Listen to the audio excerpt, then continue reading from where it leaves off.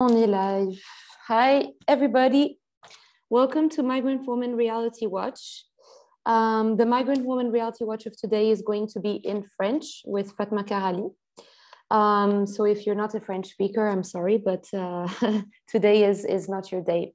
Usually our Migrant Woman Reality Watches are in English, but we do make the efforts to speak the languages of the women that we invite. So today that's the case. The upcoming Reality Watch will be in English, but today is in French, like I told you. Donc, bonsoir à tout le monde. Notre session aujourd'hui, elle va être en français.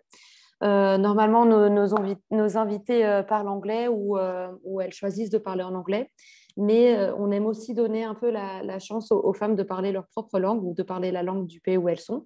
Et c'est pour ça qu'on a décidé aujourd'hui avec Fatma de faire ce live en français. Donc voilà, merci beaucoup d'être avec nous ce soir aujourd'hui. Juste pour donner un peu de contexte avant que je commence ma discussion avec Fatma. Mais ici, au Réseau européen des femmes migrantes, on est un réseau féministe, abolitionniste de toute forme d'exploitation sexuelle. Et on est un réseau créé pour et par des femmes migrantes. Donc, on est un réseau de membres. Tous ces membres sont des associations de femmes migrantes ou des associations qui œuvrent pour les droits des femmes migrantes. On a aussi des membres individuels, des femmes migrantes ou des femmes qui veulent aider les plusieurs causes de la lutte des femmes migrantes. Donc, au sein de notre réseau, on a une espèce de série d'interviews live qui s'appelle le Migrant Woman Reality Watch. Et le Migrant Woman Reality Watch des mois de mai, en fait, on centre nos interviews sur le thème des mamans, sur les plusieurs thèmes que les mamans rencontrent, soit positifs, soit négatifs. Celui qu'on a eu auparavant cette semaine, le mardi, c'était avec les mères de la haie. Donc, c'est un groupe de femmes qui luttent contre les violences faites aux mamans dans le cadre de la Convention de la Haye. Si vous comprenez l'anglais, c'est déjà dispo sur notre canal YouTube, donc je vous invite à y jeter un œil. Donc aujourd'hui, on est avec Fatma Karali, qui est socio-anthropologue, militante féministe et membre du conseil d'administration de AUSA Belgium. AUSA, en anglais, c'est le Arab Women Solidarity Association. Et AUSA, c'est aussi un membre du réseau. Donc, c'est super cool qu'on puisse inviter Fatma qui a tellement de casquettes. Aujourd'hui, Fatma est là en tant que fondatrice du collectif des Merveilleuses, qui a été fondé en juillet 2021. Et les Merveilleuses, c'est une association qui défend le droit des mères monoparentales en Belgique et qui propose un service d'aide et d'accompagnement aux mamans solo ici en Belgique. Donc, vraiment, le féminisme qui caractérise les Merveilleuses, c'est un féminisme de base qui part des mères, qui part du terrain, de leur réalité, de ce qu'elles ont vécu, et qui part aussi de leur expérience sur la monoparentalité. Donc, vraiment, c'est un collectif qui intéresse vraiment au réseau européen des femmes migrantes, parce que, voilà, Fatma vous racontera ça plus tard, mais je voulais juste vous donner un petit contexte avant qu'on commence, et aussi vous dire que l'objectif des Merveilleuses, c'est vraiment d'apporter un changement structurel et systémique pour qu'on puisse améliorer la condition de ces femmes monoparentales au quotidien. Et elles font ça via le plaidoyer et le lobbying. Et l'intention vraiment derrière ça, c'est de politiser vraiment la parole des mères monoparentales, politiser la maternité et avoir vraiment un changement systémique, je dirais, par rapport à tout ce qui se passe avec les mères monoparentales en Belgique et peut-être même en Europe. Donc voilà, bienvenue Fatma, je suis très contente de t'avoir avec moi aujourd'hui. Merci en tout cas de m'avoir invitée et de me permettre en fait justement de parler de ce projet, parce que je pense que plus on en parle et plus en fait on le fait vivre et plus en fait on fait avancer les choses pour le quotidien des mères solo. Mais effectivement, c'est un travail en réseau, donc c'est important pour nous de répondre à l'appel du réseau européen des femmes migrantes, parce qu'effectivement, on suit de très près aussi des choses qui sont réalisées ailleurs, donc que ce soit en France, en Espagne, en Angleterre. Donc vraiment, je pense que le travail doit vraiment se faire au niveau européen, puisqu'en plus, on a des textes législatifs en fait, qui nous permettent maintenant de pouvoir s'appuyer sur ces textes en fait, pour faire avancer notamment les conditions de vie des familles monoparentales. Et ça, j'expliquerai pourquoi, parce que c'est un peu ce que j'aimerais faire passer comme message aujourd'hui. C'est un peu parler de la réalité, enfin du vécu des femmes monoparentales. Donc voilà. Ok. Ben, merci d'avoir répondu à l'appel tout d'abord. Et pour commencer, je vais d'abord te demander, s'il te plaît, si tu pourrais te présenter un peu pour notre public et nous raconter comment tu as fondé les Merveilleuses, le pourquoi du comment, en gros. Merci.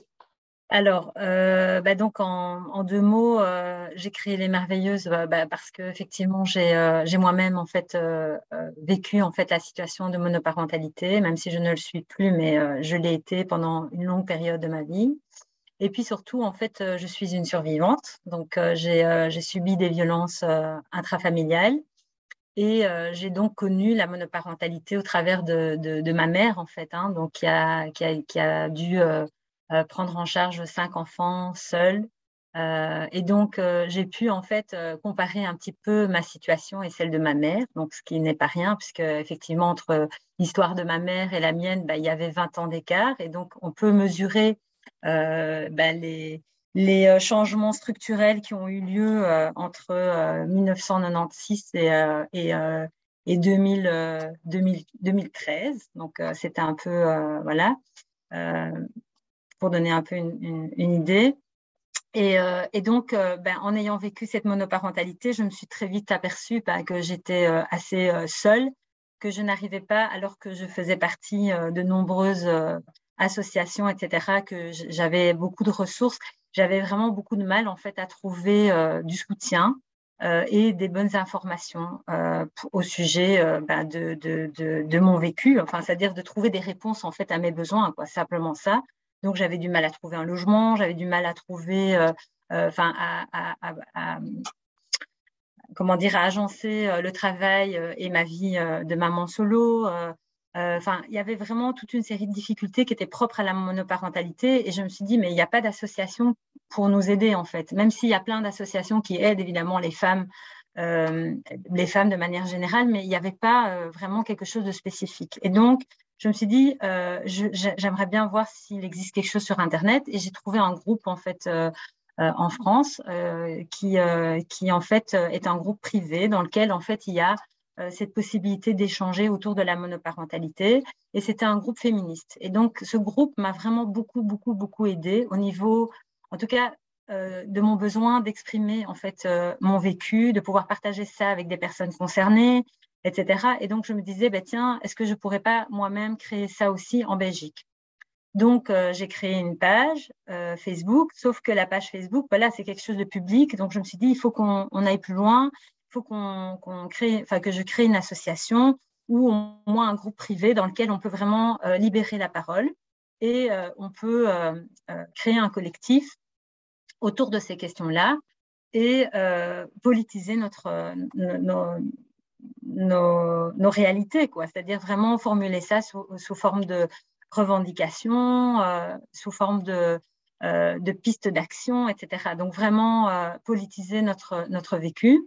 Et donc, en fait, disons que ça s'est construit petit à petit. Et donc, avec la page Facebook, j'avais lancé l'idée en fait de se réunir. Et donc là, il y a la Ligue des familles, AOUSA et Move ASBL, donc qui est l'association, qui se trouve à Molenbeek. Donc, c'est la maison des femmes de Molenbeek qui a répondu à l'appel. Et donc, on a organisé une matinée de réflexion autour de la monoparentalité. Ce qui a permis, dans un premier temps, de formuler des revendications. Donc ça, c'était vraiment au tout début. Donc c'était, on va dire, en 2017. Et en 2018, il y a un groupe Facebook qui s'est créé. Et suite à ça, eh bien, on a élaboré plein d'actions, on va dire, des plaidoyers, des publications. Et donc, petit à petit, est venue l'idée de se dire, tiens, on devrait peut-être devenir une entité juridique, parce que c'est important. On porte en fait des messages qui sont quand même assez forts, qui peuvent, entre guillemets, nous attirer des ennuis, entre guillemets, puisqu'on dit parfois des choses qui ne plaisent pas. Donc, il faudrait peut-être qu'on se protège juridiquement. C'est pourquoi on a décidé de créer l'association en juillet 2021, donc l'année dernière. Donc, c'est vraiment tout récent, mais nos actions, elles ont déjà démarré depuis 2017, on va dire. Et là, vraiment, en fait, on commence déjà en fait, à proposer déjà pas mal d'activités, on va dire, autour de la monoparentalité. Et on part toujours des besoins des mamans. Donc, en fait, l'idée, c'est de lancer en fait, un peu un sondage au sein du groupe, de dire, bah, tiens, qu'est-ce que vous aimeriez qu'on mette en place? Donc, c'est vraiment toujours partir des premières concernées. Et sur base de ça, ben, on construit des projets en fait, autour de ces besoins. Donc, ben, voilà, par exemple, on s'inscrit aussi dans des projets. C'est-à-dire qu'il y a d'autres personnes qui initient des projets autour de la monoparentalité. Et alors, ben, les mamans qui sont intéressées par ces thématiques-là, je pense par exemple à l'emploi. Donc, s'il y a des mamans qui sont intéressées par tout ce qui est formation, etc., ben donc du coup, il y a, enfin, je publie ça et alors qui veut s'inscrire dans le groupe, quoi. Mais l'idée, c'est vraiment de toujours partir de leurs besoins et surtout en fait de faire un peu évoluer les choses en fait au niveau de l'accompagnement des femmes victimes de violences. Puisque la majorité des femmes du groupe en fait ont été ou sont victimes de violences post-séparation. Et on se rend compte que voilà, depuis 20 ans, comme je l'ai dit, j'ai pu comparer ce que j'ai vécu et ce que ma mère a vécu il y a 20 ans. Et me rendre compte en fait qu'il y avait très très peu de choses qui avaient évolué en fait entre 1996 et 2013 quoi, enfin 2022 maintenant. Donc voilà et je pense que voilà pendant longtemps aussi les mères en fait étaient tellement occupées par le fait qu'elles s'occupaient des enfants la majorité du temps. Donc en fait, comme, il faut le savoir, c'est pas nouveau, mais je veux dire voilà, 86% des familles monoparentales sont gérées par des femmes. Ce qui veut dire que du coup, en fait, ces femmes-là n'ont pas le temps de prendre cet espace de parole au niveau public, enfin au niveau politique, on va dire. Et donc, la plupart elles n'ont pas la possibilité, oui, d'exprimer leurs besoins. Elles n'ont pas la possibilité d'apporter des pistes de solutions, des pistes d'action, etc. Donc, pendant ce temps-là, qui a pris la parole? C'est les pères.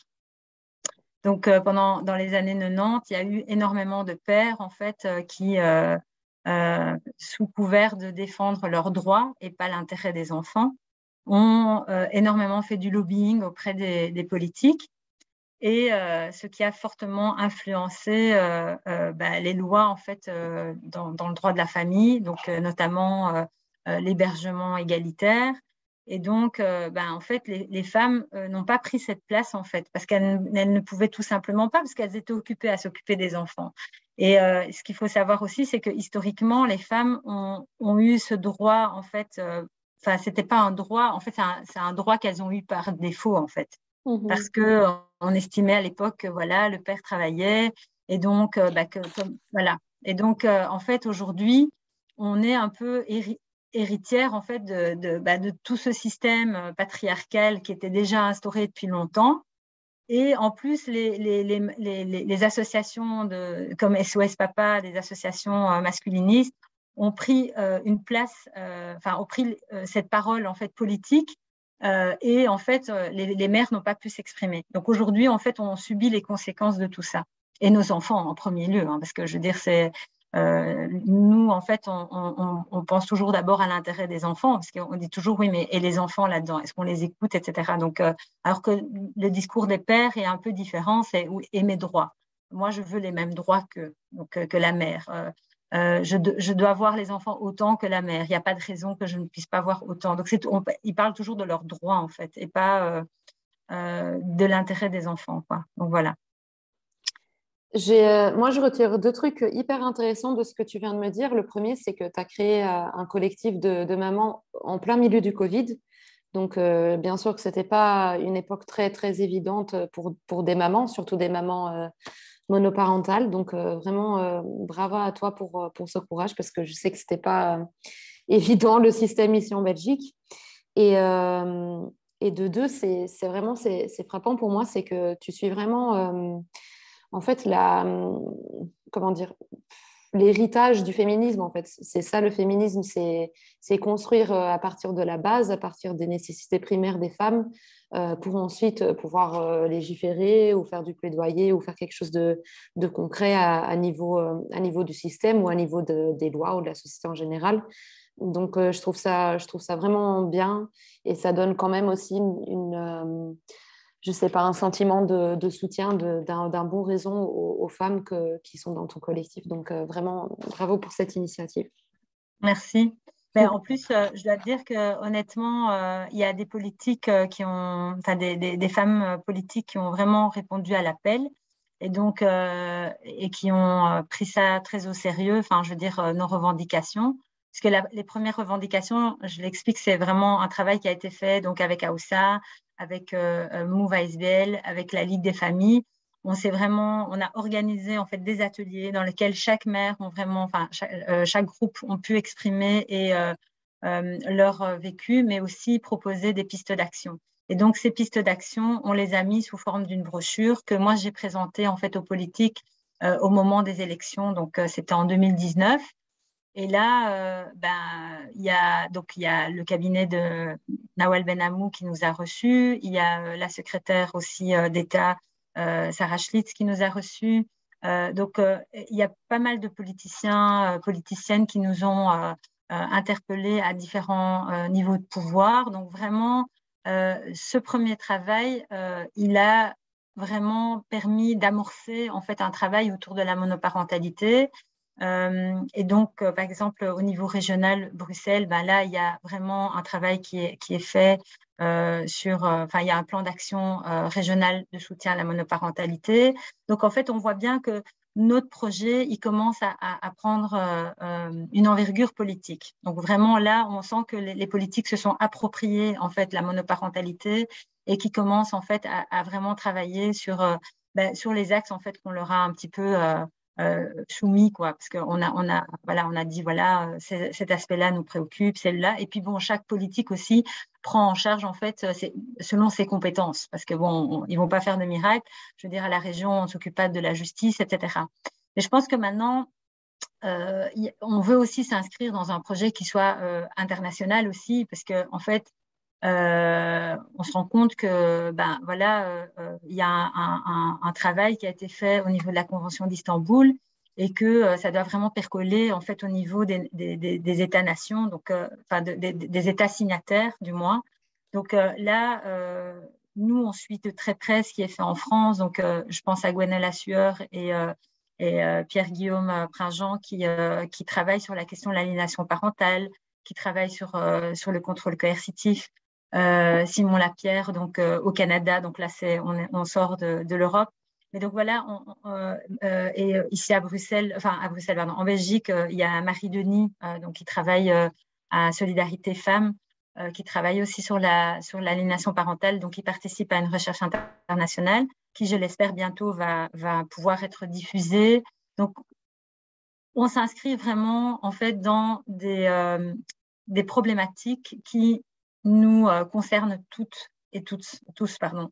C'est-à-dire que l'aliénation parentale, c'est pas juste en Belgique, c'est aussi en France, en Allemagne et en Angleterre, enfin dans d'autres pays.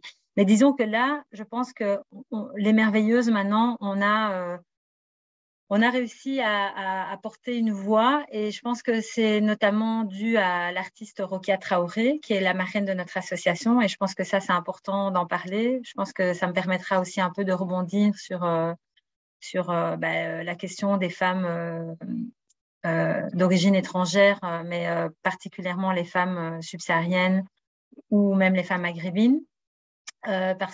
Et même les latinos, parce qu'on a vraiment eu beaucoup de témoignages dans ce sens-là. Donc, en fait, Rokia Traoré, c'est une artiste très connue. Donc, c'est une artiste chanteuse, musicienne malienne qui, en fait, pour rappel, a été arrêtée en mars 2020 à Paris parce que son ex-compagnon avait lancé, donc, via la justice belge, un mandat d'arrêt international contre elle. Et ce mandat d'arrêt international donc, stipulait qu'elle séquestrait et elle avait kidnappé et séquestré sa fille au Mali, alors que sa gamine habite au Mali depuis ses 4 mois. Et donc, cette arrestation, en fait, faisait suite à de nombreuses convocations au tribunal parce que et la mère, en fait, avait porté plainte contre le père, avait dénoncé en fait des attouchements sur leur fille. Et donc le père, en fait, pour retourner, je pense, la situation, enfin, en tout cas, je pense, parce que ce qui est étrange, c'est qu'il a invoqué, justement, son avocat a invoqué le syndrome d'aliénation parentale. Et donc, eh bien, ça a fait la une des journaux parce que Rokia Traoré a décidé de parler de son histoire. Et elle a dit, mais si moi je vis ça en tant que personnalité connue, comment font ces femmes en fait qui elles n'ont rien, quoi, c'est-à-dire pas d'avocat, pas d'argent, pas de maison, pas de, enfin voilà. Donc elle a décidé de parler. Donc elle a voulu médiatiser son affaire parce qu'elle a décidé, elle s'est dit que si elle se taisait, en fait, elle donnait du pouvoir en fait aux auteurs de violences en fait, et dont la justice en fait, hein. Et donc ce qui s'est passé, c'est que donc on a écrit une carte blanche. Et suite à cette carte blanche, eh bien, on a reçu énormément de soutien. Donc, parce qu'on avait, comment dire, accompagné cette carte blanche, en fait, comment dire, pardon, parce que j'entends un bip, en fait, donc ça me déconcentre. Je vais éteindre les fenêtres, en fait, où il y a le bip. Donc, en fait, on a reçu, donc on avait fait une pétition, voilà, une pétition en ligne, et on avait reçu plus de 10 000 signatures, je pense, en moins d'une semaine. Et donc, cette carte blanche a fait le tour du monde. Et donc, on était vraiment en étroite, on va dire, contact avec l'avocat de Rokia Traoré, mais aussi avec une de ses collègues. Et donc, on a vraiment beaucoup suivi ça de très, très près. Et donc, suite à ça, ben, évidemment, Rokia Traoré, la seule solution qu'elle a pu trouver pour, on va dire, échapper, entre guillemets, à la condamnation de la Belgique, puisqu'en fait, on la prenait un peu en otage. On lui a dit, voilà, soit vous remettez votre fille, soit vous retournez en prison. Donc, c'était l'un ou l'autre. Donc, en fait, ben, sachant que il y avait eu des histoires avec sa gamine et qu'elle croyait qu'elle croyait sa fille, et qu'elle ne doutait pas du témoignage de sa fille, eh ben, elle a décidé de prendre la fuite. Et donc, elle a réussi à fuir au Mali. Et depuis lors, en fait, Rokia Traoré n'a plus le droit, en fait, de venir en Europe. Sinon, elle sera arrêtée, évidemment, parce qu'il y a toujours un mandat d'arrêt international contre elle.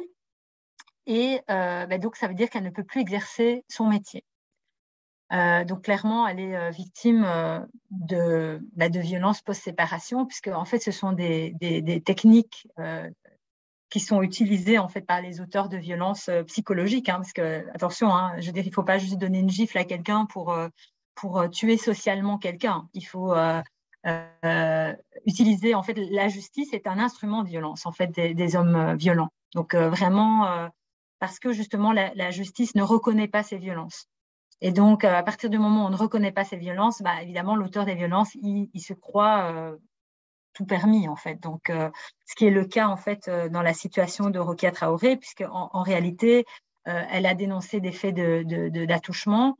Ce qui aurait été intelligent, enfin, je veux dire, qui aurait été raisonnable, c'est que la justice dise, bah, OK, madame relate des faits qui sont extrêmement graves.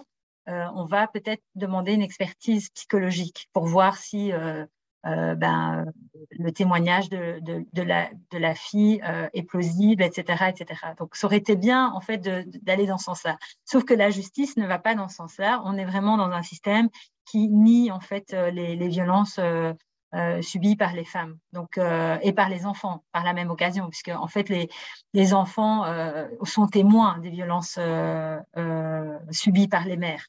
Donc, voilà. On va on va sûrement en parler plus tard. Mais je voulais te demander, vu que, bien sûr, comme c'est un collectif de mamans solo, ça c'est un trait qui les lie ensemble. Mais je voulais savoir plus ou moins s'il y a un profil typique des femmes qui font partie de ta collective. Voilà, s'il y a des mamans migrantes, s'il y a des problèmes avec la langue ou face à la justice. Et aussi savoir, selon ces femmes, quels sont aussi les plus grands enjeux ou les plus grandes difficultés qu'elles rencontrent dans ces sociétés que tu décris si bien, où l'homme l'emporte et les femmes subissent. Ben, en fait, le profil des mamans, moi je dirais qu'en fait, j'ai cette grande fierté que, en fait, c'est vraiment un collectif enfin, je suis parvenue en fait à mobiliser vraiment des femmes de tout horizon. Déjà, la première fois qu'on a fait notre première rencontre à Move ASBL, il y avait des femmes du Brabant wallon, il y avait des femmes de Bruxelles, etc. Et donc, du coup, on ne tombait pas dans ces clichés de oui, mais en fait, la monoparentalité, ça touche plus, enfin voilà, les violences, ça touche plus les mères d'origine arabe, ou etc. Là, on voyait des femmes belges, en fait, qui avaient subi des violences, des femmes d'origine marocaine, des femmes, enfin voilà, il y avait vraiment toutes les nationalités. Donc ça, c'était vraiment c'est assez représentatif, j'ai envie de dire, du collectif des merveilleuses. Donc, on est vraiment des femmes européennes, subsahariennes, maghrébines, latino, etc. Vraiment, notre point en commun, c'est les difficultés qu'on rencontre face à la monoparentalité, parce qu'en fait, on rencontre des difficultés que parfois d'autres personnes ne rencontrent pas. C'est-à-dire que la plupart, en fait, sont victimes de violences. Donc ça, c'est vraiment ça qui nous unit. Et donc, à ça s'ajoutent en fait les violences structurelles, puisqu'en fait, les violences post-séparation sont renforcées en fait par le dysfonctionnement de la justice. Donc ça, c'est vraiment notre point en commun. Donc, je dirais que voilà, au niveau du profil, la plupart des mères en fait qui subissent les problèmes les plus graves sont effectivement des femmes racisées. Donc, c'est souvent des femmes subsahariennes et latino. Moi, je dirais que c'est vraiment, et les femmes maghrébines quand elles ont été en couple avec des hommes blancs. Donc ça, c'est vraiment quelque chose des femmes asiatiques, des femmes racisées qui ont été en couple avec des hommes blancs, c'est elles qui souffrent le plus quand il y a des situations de violence. Parce que là, les violences sont vraiment niées. Ces hommes arrivent à instrumentaliser la justice et en fait, ils arrivent à avoir la justice de leur côté. Et donc là, c'est terrible parce que il y a vraiment des histoires qui sont dramatiques, quoi. Vraiment, j'en suis témoin. Donc, c'est des femmes qui sont accusées d'aliénation parentale. C'est des femmes qui sont accusées, ou quand on ne dit pas aliénation parentale, on utilise des synonymes. Donc, on dit le syndrome de Médée, on utilise aussi les mères trop fusionnelles, le syndrome de Munchausen. Donc, toutes des théories qui ne sont pas fondées scientifiquement. Et donc, on utilise tout ça pour discréditer le rôle de la mère. Donc, ça, c'est vraiment quelque chose qu'on retrouve très fort dans les tribunaux. On va même jusqu'à accuser des mères, en fait, de faire du vaudou. Donc, c'est pour dire jusqu'à quel point la justice, en fait, enfin, je veux dire, je peux vraiment témoigner qu'il y a des femmes qui ont été accusées de faire du vaudou pour justifier le fait qu'elles ne sont pas stables psychologiquement, quoi, pour justifier qu'elles ne sont pas capables, en fait, de garder leur enfant. Qu'est-ce que je pourrais dire? Je pourrais dire que, en fait, les grandes difficultés aussi sont d'ordre économique, puisqu'en fait, en Belgique, on a ce truc voilà, on va en justice, le juge prend une décision, donc il dit, voilà, il tranche, il dit, il faut payer autant de contributions alimentaires par mois, sauf que ça ne s'arrête pas là, en fait. Ça veut dire que la personne doit faire exécuter le jugement. Pour pouvoir faire exécuter le jugement, elle doit faire signifier le jugement. C'est un coût, en fait. C'est un énorme coût. Pour vous donner une idée, en fait, du coût, c'est 400 € pour 400 € pour faire signifier un jugement. Sauf si on a l'aide juridique, mais alors on n'a pas la garantie que le l'huissier va bien faire son travail, etc. Parce que voilà, c'est vraiment quand on paye, on a le service qu'on veut. Mais si on paye pas, on n'est pas sûr d'avoir le service souhaité. Donc, ça, c'est une chose.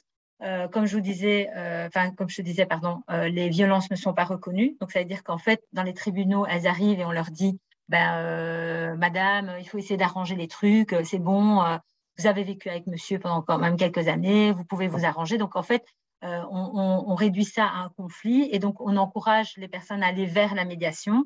Et si elles ne coopèrent pas, elles sont vues comme problématiques. Donc ça, c'est vraiment des choses. Et alors, il y a la barrière de la langue, évidemment, parce que là, en fait, une des mamans qui a eu énormément de soucis dans un premier temps, c'est parce qu'en fait, elle ne comprenait strictement rien, alors qu'elle parle anglais. Donc, c'est une maman anglophone.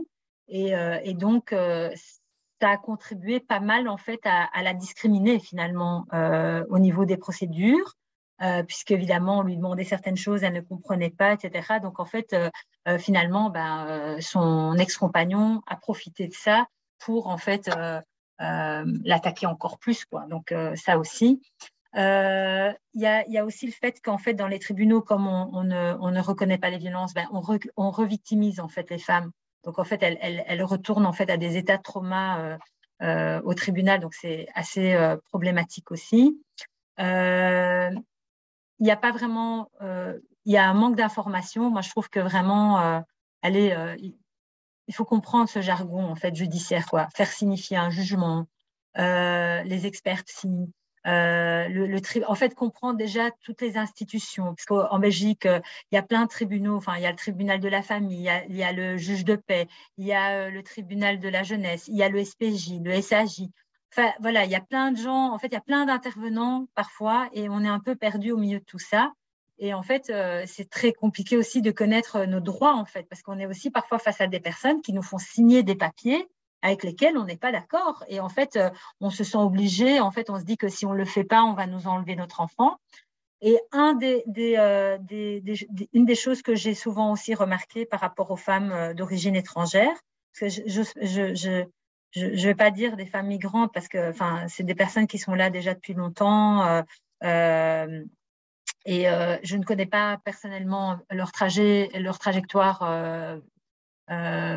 comment elles sont arrivées en Europe, etc. Mais ce que j'ai constaté, c'est que les femmes d'origine subsaharienne, latino, enfin, en tout cas, les femmes étrangères, mais qui sont hors Union européenne, souvent, elles ont tellement peur, en fait, surtout quand elles ont été en couple avec un Européen, elles ont tellement peur qu'on leur enlève leur enfant qu'elles acceptent tout, mais ça n'empêche pas l'ex-compagnon, s'il est violent, d'aller jusqu'à désenfanter la mère. Donc, la justice va confier l'enfant au père ou va le placer en institution. Donc, il y a aussi pas mal de mamans dans mon groupe qui sont des mamans qui sont désenfantées, donc qui n'ont plus vu leur enfant depuis X temps ou qui sont obligées de les voir dans un cadre surveillé. Donc, voilà. Donc, ça, c'est des choses qu'on rencontre pas mal. Les difficultés aussi auxquelles elles sont fort confrontées, c'est la lenteur du système judiciaire, du système juridique. Donc, en fait, la lenteur, en fait, ça permet, enfin, ça accentue aussi les violences. Donc, si les femmes sont face à des hommes ultra violents, et en fait, elles ne sont pas protégées. Donc, en fait, ça, vraiment, le système belge, il est très défaillant par rapport à ça, puisqu'en réalité, elles sont à la merci, en fait, de leur agresseur. Et ça, c'est très, très problématique. Il faut vraiment que la Belgique agisse par rapport à ça. Donc, on compte vraiment sur le plan d'action national de lutte contre les violences liées au genre. On y a participé aussi. Enfin, on a été consulté quand le plan a été élaboré. Et donc, on espère vraiment qu'il y aura des avancées par rapport à ça, parce que vraiment, on sait que la majorité des féminicides, en fait, sont précédés de violences psychologiques et pas des violences physiques. Donc, là, on voit que de plus en plus, en fait, les ex-compagnons utilisent le système judiciaire, en fait, pour atteindre leurs victimes, en fait. Donc, voilà. Ouais. Et tu parlais aussi des plusieurs structures qui existent, mais en fait, d'abord, il y en a de trop, moi, je trouve. Et puis, elles n'ont pas cette analyse féministe sur les violences et elles tendent justement à cette médiation dont tu parles. Donc, parfois, ces structures font beaucoup plus de mal que de bien et les femmes préfèrent justement avoir leurs propres moyens ou se diriger vers d'autres solutions ou rester dans la relation violente plutôt que passer par des gens qui sont, voilà, qui ne font pas bien leur boulot, j'ai envie de dire. Enfin, moi, je dis ça en me basant sur justement des femmes monoparentales que j'accompagne ici en Belgique dans ma capacité individuelle, des femmes latino, parce que je suis mi-brésilienne et c'est vraiment c'est horrible en fait à quoi elles sont confrontées, de quelle manière. Et j'ai même une des femmes que j'accompagne qui est tellement le système tendait vers la médiation et vers ce syndrome de Médée dont tu parles que il disait tout le temps que cette mère était trop fusionnelle, enfin, on a légiféré que cette mère ne pouvait plus allaiter son enfant et son enfant avait 7 mois. Donc, j'imagine que tu dois voir ça tous les jours, mais voilà, c'est ce que tu dis, c'est aussi que la violence masculine, en fait, elle connaît pas de nationalité, elle connaît pas d'âge, pas de classe sociale, c'est vraiment quelque chose d'universel et bien ancré dans notre société, quoi. Ben, je pense qu'un de nos challenges, en fait, c'est de travailler justement avec des structures qui travaillent pour la protection de l'enfance. Donc là, on a eu des contacts avec le délégué général aux droits de l'enfant qui nous a recontactés évidemment. Donc là, nous, on doit évidemment faire un suivi aussi, c'est pas évident parce que comme on est une association avec que des bénévoles, pour l'instant, on n'a pas de personnel en fait qui peut vraiment assurer la coordination et donc assurer le suivi aussi, c'est important. Mais c'est vrai que je pense que c'est nécessaire qu'on travaille avec des structures de protection de l'enfance pour justement démontrer aussi l'intérêt d'avoir une analyse féministe sur la question des violences, puisque par exemple, bah, enfin, par exemple en France, j'allais dire ça parce que en France, je pense que c'est une première. Il y a eu des associations justement de protection de l'enfance et des associations féministes qui se sont mobilisées pour porter plainte contre le psychiatre Bensoussan, qui est justement une des personnalités qui a qui a promu, enfin qui a beaucoup fait la promotion, pardon, du syndrome d'aliénation parentale en France, qui est d'ailleurs à l'origine en fait du procès d'Outreau, donc qui a remis en cause la parole des enfants, etc. Enfin, bref, ça a été, enfin voilà, et ce monsieur continue d'ailleurs de faire la promotion de l'aliénation parentale. Et donc voilà, je pense que la Convention d'Istanbul permet déjà en fait de faire une espèce d'alliance, on va dire, entre les associations de protection de l'enfance et les associations féministes. Je pense que c'est vraiment important parce que, en fait, je ne sais plus qui disait ça, mais en fait, on ne peut pas parler de la pauvreté des enfants sans interroger la pauvreté des mères, en fait, puisque, je veux dire, les enfants, les ressources d'argent qu'ils ont, c'est les ressources des parents, quoi. Donc, s'ils sont dans une famille monoparentale gérée par une mère, voilà, il faut s'interroger sur la vie, enfin, les conditions de vie de la mère, quoi. Donc, je pense que ça, c'est important. Et puis, surtout, il y a plein de textes, en fait. Moi, c'est ça qui m'interpelle, c'est que par exemple, en Fédération Wallonie-Bruxelles, ils ont fait un super rapport dans lequel ils disent, ils parlent en fait des enfants qui sont exposés aux violences. Je veux dire, ça précédait ce qui a été la Convention d'Istanbul, il me semble, en fait, si je ne me trompe pas dans le timing, mais en tout cas, il y a un rapport qui est fait qui dit bien que voilà, les enfants témoins de violence sont aussi des victimes de violence. Et donc, on reconnaît les effets psychologiques sur les enfants, etc. Donc, je me dis, tiens, on reconnaît ça, mais d'un autre côté, on continue de maintenir le lien avec l'auteur des violences. Donc, en fait, on continue de penser que c'est important pour l'enfant de maintenir le lien avec son père, malgré le fait qu'il soit violent. Donc là, il y a quand même j'ai envie de dire, voilà, c'est un peu schizophrénique, quoi. D'un côté, on dit ça, et puis après, on change de version. Enfin, on ne sait plus très, très bien sur quel pied danser. Et finalement, récemment, j'en ai encore parlé, justement, avec une des personnes qui travaille avec le délégué général aux droits de l'enfant. Il dit, voilà, il y a deux courants. Il y a un courant qui dit que voilà, c'est bien de maintenir le lien entre le parent plutôt que de le priver, en fait, de ce lien avec le parent toxique. Et moi, j'ai envie de dire, oui, mais attendez, voilà, c'est basé sur quelles études, quoi? Parce qu'il faut dire que pendant des années, toute la théorie, enfin, tous les psychologues ont été formés à l'école freudienne avec des théories hyper, comment dire, enfin, Freud a été abusé quand il était jeune et il a abusé lui-même quand il était adulte. Donc, je veux dire, c'est quand même fondé sur des théories qui sont hyper masculines et donc centrées sur les mecs, sur les hommes, pardon. Et donc, voilà, je me dis, il serait peut-être temps de remettre ça à jour et peut-être d'interroger les premières personnes, enfin les premières concernées. Donc nous, en fait, on a envie aussi de faire ce travail-là, c'est-à-dire d'aller donner la parole en fait à ces jeunes en fait qui étaient quand ils étaient enfants. On a envie de leur donner la parole, on a envie de leur demander, tiens, comment l'avez-vous vécu? Si vous aviez été juge à ce moment-là, quelle décision auriez-vous pu prendre pour vous-même? Etc. Et voir en fait ce qu'ils en pensent, en fait, voir si ça leur a fait du bien de maintenir un lien avec un parent auteur des violences, quoi. Moi, ce que je peux dire, c'est que pour mon histoire personnelle, après, je peux pas évidemment en faire une généralité, mais j'ai interrogé quand même suffisamment d'enfants et j'ai vu suffisamment d'enfants autour de moi ou même de jeunes adultes qui ont pu témoigner en disant que non, en fait, ça leur a pas fait du bien d'avoir un lien avec un parent agresseur, quoi. Et que, au contraire, ils auraient voulu être protégés. Mais il y a toujours cette idée de ouais, mais en fait, un enfant, il doit avoir un père et une mère. Alors voilà, on est encore autour entre guillemets, c'est très hétéronormé, quoi. On est là, on dit voilà, il faut un père et une mère. Mais non, en fait, un enfant, il a juste besoin d'avoir des personnes bienveillantes en fait autour de lui, peu importe qui c'est. Et voilà, on s'en fout. Ce qui est important pour l'enfant, d'ailleurs, on le dit, on dit il faut un village. Enfin, c'est un proverbe africain qui dit il faut un village pour éduquer, élever un enfant. Et moi, j'y crois, en fait. Moi, je pense que c'est ça qu'il nous faut. On a besoin surtout de bienveillance.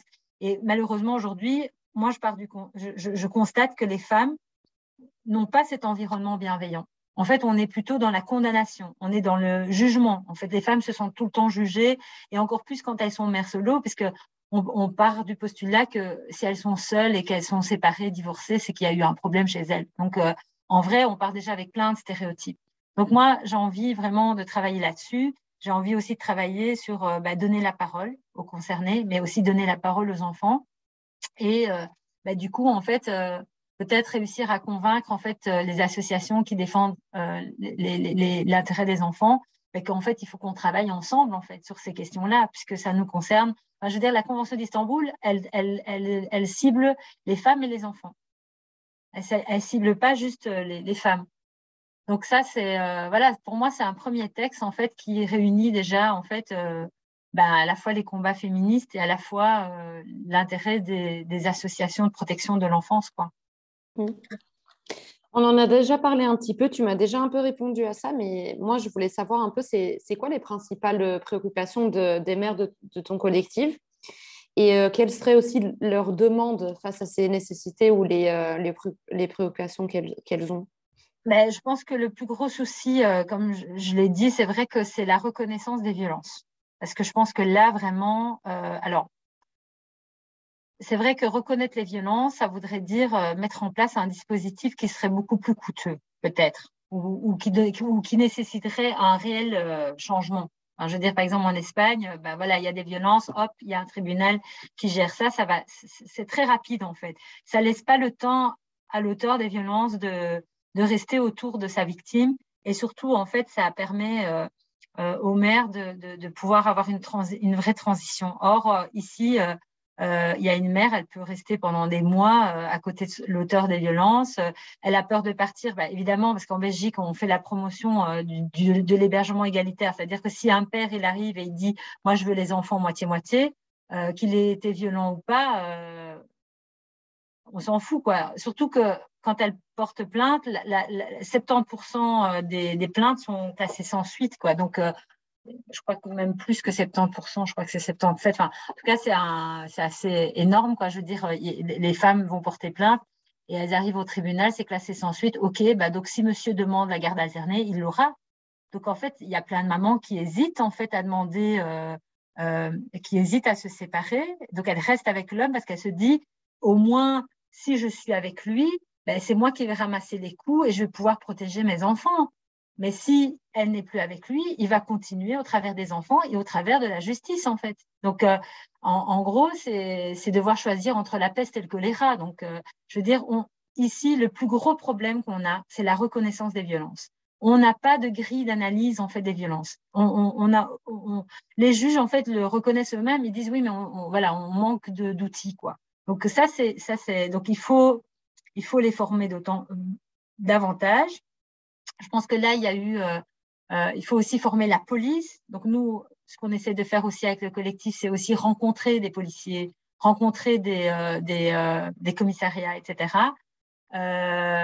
Pourquoi pas, on devrait peut-être faire un label, en fait, entre guillemets, je sais pas moi, des commissariats qui sont justement accueillants pour les plaintes pour victimes, enfin pour plaintes pour violences domestiques, etc. Donc ça, ce serait, moi je sais que par exemple, il y avait un commissariat de police, je peux le dire, celui d'Anderlecht en fait, où bon, il y a eu quelques mamans qui n'étaient pas très très contentes. Et puis en fait, je sais pas ce qui s'est passé. Je pense que c'était au moment du Covid et je crois que c'est au moment de la circulaire de Sarah Schlitz. On a eu une policière en fait de Anderlecht qui nous a contactés et qui nous a demandé pour nous rencontrer en fait. Et donc il y a eu un groupe de mamans qui a été une délégation de merveilleuses qui a été parler un petit peu avec le commissariat, qui a un peu expliqué quels étaient les besoins des mères, etc., victimes de violences et tout. Et il se trouve qu'on a eu des témoignages de mamans qui sont passées par là et qui ont eu des expériences très positives. Donc, ça a quand même permis en fait d'apporter du changement positif en fait au niveau de l'accueil des victimes de violences. Donc voilà, ça c'est des petites choses qu'on peut faire à notre niveau, mais c'est pas suffisant. Il faut vraiment qu'il y ait quelque chose de très structurel. Et puis il faut aussi qu'on s'inspire d'autres modèles, quoi. Moi je pense que l'Espagne c'est vraiment voilà, c'est un modèle qui fait ses preuves. Qui doit encore être amélioré, évidemment, parce qu'il y a la question des femmes migrantes, etc., des femmes sans papier. Donc ça, c'est toujours, voilà, moi j'ai envie de dire, il y a un gros vide juridique par rapport à ça, et même on a très peu de moyens, même avec la Convention d'Istanbul, pour pouvoir protéger ou donner ou accorder une stabilité en fait. Un statut, enfin, je veux dire, juridique à ces femmes-là, quoi. Donc, ça, c'est vraiment, je dois dire que voilà, c'est vrai qu'avec les Merveilleuses, on a un atelier, en fait, où on va parler de la spécificité des femmes migrantes enfin, en situation de monoparentalité. Mais je veux dire, voilà, voilà, il y a très, très peu de moyens, en fait, pour les aider, quoi. Enfin, je veux dire, si elles subissent des violences, déjà, elles vont pas pouvoir être accueillies dans des dispositifs de femmes victimes de violences. On va les orienter vers le SAMU social, où elles vont être voilà, mélangées à d'autres personnes et potentiellement, elles pourraient même se retrouver face à des personnes, aux auteurs de violences ou des amis, etc. Enfin, donc, en gros, elles sont pas protégées. Donc, vraiment, la question des femmes migrantes en situation de monoparentalité, je pense que c'est vraiment l'expérience la plus violente, en fait, des femmes, quoi. Enfin, je veux dire vraiment. Donc, voilà. Là, je pense qu'il y a aussi quelque chose à réfléchir par rapport à ça, que ce soit au niveau européen, mais aussi au niveau de la Belgique. Mais je pense que ça doit se faire surtout au niveau européen, parce que le problème, il est là, quoi. C'est l'accueil des personnes migrantes. Mais il faut que ça soit fait aussi au niveau de la Belgique, parce que, par exemple, il y a des regroupements familiales, etc. Il y a le regroupement familial, en fait, qui permet donc à des femmes de venir. Et puis, en fait, quand elles arrivent ici, elles subissent des violences, etc. Et donc, après, elles peuvent perdre leur titre de séjour alors qu'elles l'avaient. Enfin, c'est vraiment des situations qui sont spécifiques, en fait, aux femmes migrantes. Et là, il n'y a pas... voilà, on est un peu démunis, quoi, par rapport à ces situations-là. Donc, je pense que là, je pense que ça mériterait de réfléchir et de faire avancer un peu les choses au niveau législatif par rapport à ça et de protéger vraiment les femmes victimes de violences, quoi. Voilà. Et Merci pour ça. ne pas les contraindre, en fait, à rester avec un homme violent pendant 5 ans pour stabiliser leur situation, quoi. C'est dans ça qu'on est maintenant. Enfin, je veux dire, s'il y a une femme qui vient avec un regroupement familial, qui se retrouve face à un homme violent, ben, en fait, si déjà, elle n'a pas de famille autour, donc c'est compliqué pour elle de sortir. Mais si en plus on la dissuade de sortir, donc de rester là où elle est, ben, elle prend des risques en fait, hein, de mourir, ou alors si elle part, elle risque en fait d'être dans la clandestinité.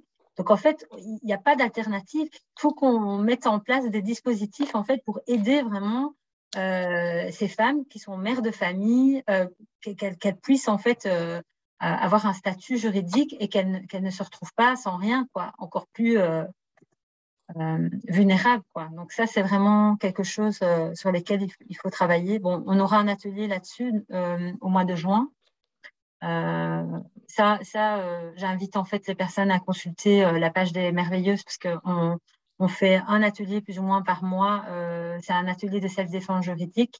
Et le prochain, c'est ce samedi d'ailleurs, samedi matin. Et ce sera sur face à la police. Donc, c'est un peu comprendre un peu les procédures de plainte, etc. à la police. Et alors, on aura la chance de pouvoir être d'avoir Nawal Benamou, Madame Benamou qui va venir participer à notre atelier parce que c'est elle qui soutient en fait notre atelier, donc notre projet, et parce que le sujet l'intéresse. Donc, je pense que voilà, il y a peut-être des choses qui vont émerger peut-être de cet atelier ou des pistes d'action par rapport à la police, etc. Donc voilà, c'est une bonne chose. Mhm. Avant de naviguer un peu vers la fin, je conseille vraiment celles et ceux qui nous entendent aujourd'hui de jeter un coup d'œil à la page des Merveilleuses parce que effectivement, moi, j'ai étudié votre programme et je le trouve vachement intéressant pour des mamans solo, mais aussi, enfin, je sais que c'est destiné juste aux mamans solo, mais il y a des thèmes très intéressants auxquels le public, je pense, n'est pas du tout sensibilisé. Par exemple, les différents types de violences que les mamans monoparentales subissent. On parle très très peu de l'inceste en Belgique et en Europe, mais ça, j'ai vu que c'était sur le programme. Et aussi, vraiment, je trouve ça génial comme concept self-défense juridique face à la police, face aux principales instances et tout. Donc, encore une fois, bravo à vous pour le programme que vous avez fait.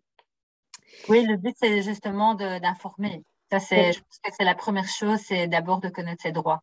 Ça, c'est l'intérêt de faire ces ateliers, c'est ça, hein. C'est l'intérêt premier, c'est vraiment de connaître, d'être informé. Parce que la plupart des mamans, elles m'ont souvent dit, mais si on avait su ça avant, on aurait peut-être pu éviter ceci. Et bon, il y a quand même des choses qui restent très, allez, je veux dire, c'est vraiment structurel, quoi. Donc, c'est très compliqué de dire que si on avait peut-être agi de cette manière, peut-être que ça aurait pu se passer autrement. Mais bon, voilà. Mhm. Mais à niveau personnel, savoir mettre des mots sur ce qui se passe et Mm. savoir un peu, je dirais pas de théoriser, peut-être j'irai pas si loin, mais vraiment de savoir reconnaître, identifier, c'est vraiment une grande avancée personnelle pour pouvoir mener voilà, pour ne pas être perdu dans la souffrance et ne pas savoir ce qui se passe, quoi. Donc je pense Ah que ouais, c'est tout à important fait. quand même. Tout à Ok. fait. Donc, comme j'ai dit avant, on avance lentement vers la fin. Moi, le dernier truc que je voulais savoir, c'est malgré voilà, l'inefficacité et le délaissement de ces femmes et malgré toutes les violences par lesquelles elles sont passées ou peut-être passent encore, je voulais savoir qu'est-ce qui vous fait avancer en tant que collective parce que c'est vrai que face à des violences, et je dis même pas des violences extrêmes, mais je dis des violences psychologiques, économiques, physiques, toute la panoplie de violences masculinistes, qu'est-ce qui vous fait avancer? Qu'est-ce qui vous donne de la force? Et quels seraient vos prochains projets où vous mettez justement cette force dedans? Alors, moi, je dirais que, en fait, c'est rendre collectif, en fait. Enfin, c'est collectiviser, on va dire, les solutions, quoi. C'est-à-dire que nous, en fait, collectiviser ou collectiver, je ne sais pas très bien. Enfin, c'est-à-dire amener des solutions qui sont collectives et non des solutions qui sont individuelles. Parce qu'en réalité, c'est pour ça que j'ai dit, en fait, on ne fait pas vraiment de l'accompagnement. C'est-à-dire c'est un groupe de solidarité, d'échange. Donc, en fait, on permet, on échange des ressources, etc. Mais notre but premier, c'est pas de faire du conseil juridique. On en fait, c'est-à-dire que basé sur nos expériences et sur des infos qu'on a, etc. Mais c'est pas le but premier. Le but premier, c'est vraiment de réfléchir ensemble à des actions collectives.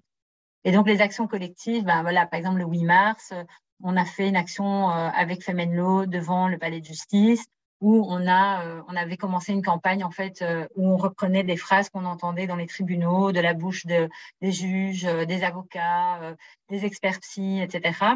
Et donc pour un petit peu pas choquer les gens, mais pour que en fait les personnes qui travaillent dans les tribunaux se rendent compte en fait des violences qu'on subit en fait de la part des instances judiciaires, quoi. Donc vraiment, ça, c'était une des actions collectives qu'on a fait. Donc ça, c'est déjà la deuxième année qu'on fait cette action devant le tribunal. Donc la première année, on n'avait pas amené les pancartes, mais la deuxième année, on a vraiment fait on a étalé toutes nos pancartes en fait devant le tribunal de la famille. Et en fait, on a fait un discours. L'année dernière, en fait, on avait interpellé le ministre de la Justice et la secrétaire d'État. C'est comme ça que, d'ailleurs, on l'a rencontré. Suite à ça, on a été invité aussi à participer à l'élaboration du plan d'action national de lutte contre les violences. Donc ça, c'est toujours des actions collectives. Donc l'idée, c'était de se dire, en fait, dans ce projet, que face à des problèmes qui sont structurels, on doit répondre de manière collective. Les prochaines actions qu'on a, là, on continue nos ateliers de self-défense juridique dans lesquels on parle aussi de ces actions collectives. On n'est pas juste dans résoudre les problèmes de manière individuelle, mais aussi on réfléchit par exemple à peut-être là on a fait un projet là on a répondu à un appel à projet pour faire des capsules vidéo. Donc l'idée c'est de donner la parole en fait à toutes les personnes concernées par les violences. Donc c'est les enfants, les mères, les auteurs de violences. Enfin, ça on doit encore un petit peu voir comment on va élaborer ça, mais faire des capsules vidéo dans lesquelles en fait chaque personne, on va dire je sais pas comment dire, entité, je sais pas si c'est le mot, c'est le bon terme, mais qui est concernée, enfin qui rentre en ligne de compte dans les violences domestiques, peut amener son analyse, son témoignage. Enfin, donc l'idée c'est vraiment de faire parler un maximum de personnes. Donc on a prévu de faire 8 capsules vidéo. Bon, j'espère qu'on aura le soutien. On a aussi prévu en fait on a un soutien de la fédération de la Fondation Roi Baudouin où on va mettre en place des ateliers de danse mères, enfants. Donc l'idée c'est de soutenir des jeunes mamans. Donc des jeunes mamans solo. Donc il y aura un atelier danse mais aussi un atelier cuisine qui seront des prétextes en fait un petit peu pour briser l'isolement mais aussi pour permettre en fait de parler en fait et d'avoir des espaces de rencontres et de discussion. Et après, voilà, on aimerait bien aussi rencontrer notre marraine parce qu'en fait, Rokia Traoré, elle ne peut pas quitter le Mali. Donc, ce serait chouette qu'on puisse la rencontrer. Donc, ça, c'est aussi un projet, on va dire, qu'on aimerait mettre en place. Mais on va aussi élaborer un guide, en fait, sur base des ateliers qu'on a fait. On va rédiger un guide, on va dire un guide pour un peu vulgariser le jargon juridique, mais aussi psycho-juridique et social, mais aussi pour parler de la Convention d'Istanbul. Nous, on va aussi suivre de très près l'application du plan d'action national, parce que pour nous, ça, c'est hyper important. Et on aimerait bien, alors là, voilà, j'espère qu'on aura les moyens de le faire, parce qu'on a lancé un crowdfunding, mais il n'a pas eu beaucoup de succès. On aimerait bien, en fait, lancer une plainte collective, en fait, pour dénoncer, en fait, la non-application de la Convention d'Istanbul. Parce que pour nous, c'est scandaleux. Ça fait depuis 2015 ou 2016 que la Belgique a ratifié la Convention d'Istanbul. Et on est en 2022 et il n'y a encore toujours rien, quoi. C'est-à-dire qu'on arrive encore au tribunal et il n'y a aucun juge, en fait, qui se pose même la question de savoir qu'est-ce qu'il doit faire, en fait, s'il y a des violences, en fait, pour l'hébergement. Enfin, je veux dire, si le père, il vient et demande hébergement égalitaire, le ou la juge va dire, bon, bah, OK, voilà. Et donc, vraiment, on a envie aussi de faire cette action collective, quoi, de dire, ben voilà, en fait, on veut mettre la Belgique face à ses responsabilités, quoi. Et ce crowdfunding, on peut le trouver où? Sur votre page mail? Alors, on avait lancé ça sur Facebook, mais le truc, c'est qu'on va relancer, mais en mettant le compte de l'ASBL avec une communication. Je pense que ça, c'est le plus simple, en fait, c'est de partager une photo avec un crowdfunding. Et alors, nous, en fait, on va récolter, en fait, ces sous.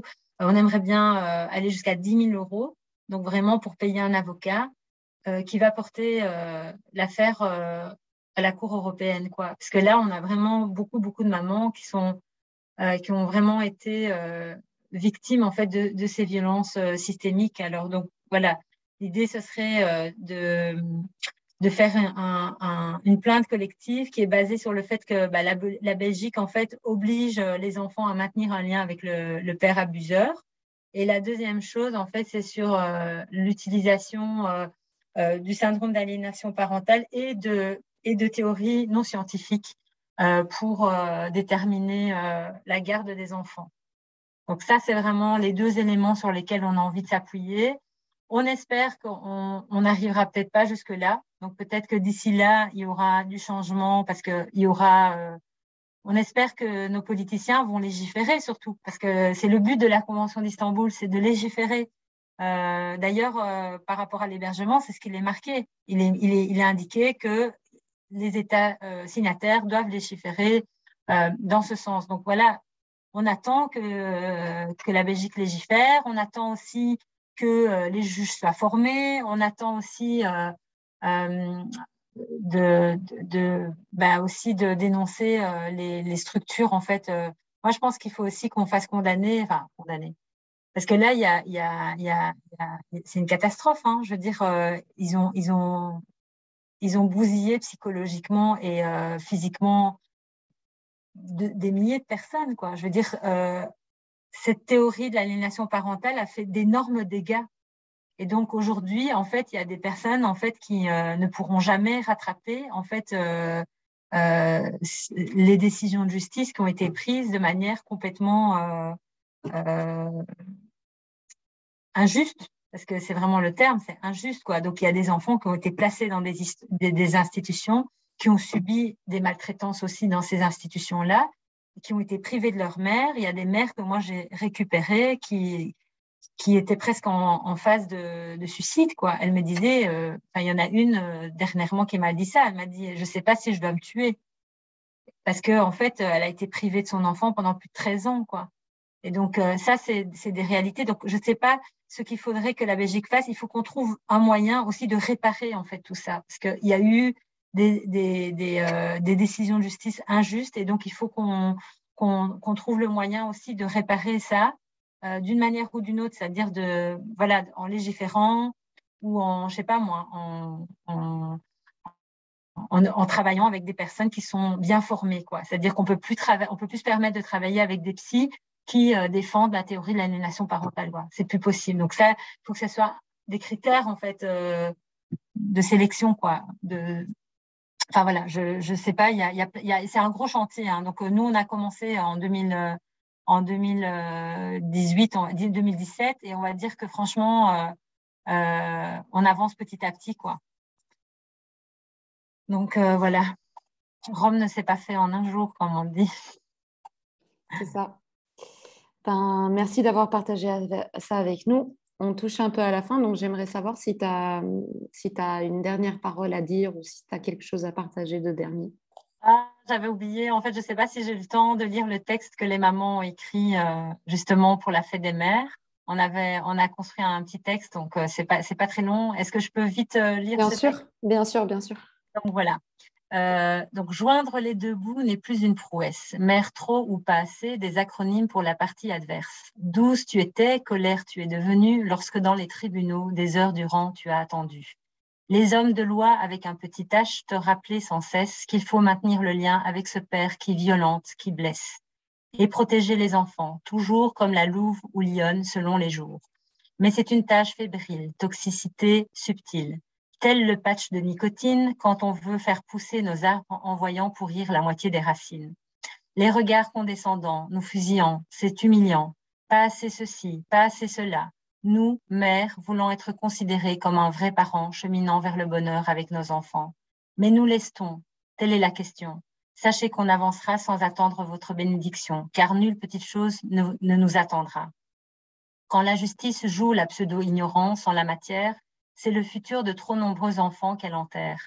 Maintenir le lien à tout prix, donner une dernière chance à celui qui démissionne. C'est un équilibre fragile qu'à nouveau, sans hésiter, elle fractionne. Qui du système ou du père absent ou violent est le plus pervers? Il se peut que les serpents ne se mordent pas la queue entre eux. Qui participe le plus à la perte des repères? Qui vous dira de faire appel à des experts, des rustines pour réanimer une relation qui n'est pas ou qui n'est qu'apparent? Des rustines pour ruiner budget, morale et santé. Mais si l'on vous balade de service en service, que cela vous exténue, n'en doutez pas, c'est pour votre bien, madame, et surtout pour l'intérêt supérieur de vos enfants. N'en doutez pas, c'est pour votre bien, madame, mais désormais, nous vous qualifierons de mère à mère, procédurière, victime ou, entre guillemets, bipolaire. Ce sont les dégâts collatéraux. Fallait pas faire appel aux tribunaux. Nous resterons féroces dans notre volonté de faire grandir nos enfants dans la dignité. Arrêtez de nous foutre les boules, appliquez la Convention d'Istanbul. Magnifique. C'est un petit texte qu'on a écrit en collectivité sur le groupe Facebook. Donc moi, j'ai lancé l'idée et alors, voilà, chacune a complété selon son inspiration. Voilà. Merci aux merveilleuses d'avoir partagé ça avec nous. C'est comme si vous étiez toutes là avec Fatma aujourd'hui. Ouais. Donc, sur ce, je te souhaite une belle soirée, Fatma. Merci d'avoir accepté l'invitation du Réseau européen des familles migrantes pour cette session aujourd'hui. Merci. Et j'ai laissé le lien ici vers les merveilleuses en commentaire. Comme ça, le public peut y accéder plus facilement. Et voilà, on reste en contact avec vous et on vous souhaite beaucoup de chance pour les multiples projets à venir et en espérant qu'on puisse plus politiser cette maternité en Belgique et qu'elle le soit faite de manière adéquate. Merci beaucoup. À Merci bientôt. Fatma. Belle soirée, au revoir. Oui, à toi aussi. Merci.